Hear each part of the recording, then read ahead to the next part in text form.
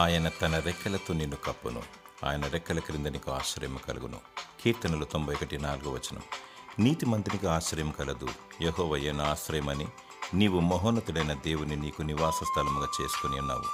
దేవుడు ఆశ్రయమును దుర్గమునై ఉన్నాడు. ఆపత్కాలంలో ఆయన నమ్ముకొనదగిన స్నేహితుడు. ఆయన సన్నిధిని నీ హృదయమును కుమ్మరించుము. దేవుని సత్యము కేడమును డాలనై ఉన్నది. ఏ శత్రువు నీ మీదికి రాలేడు. నీతో వాదించువారు మాయమైపోదురు.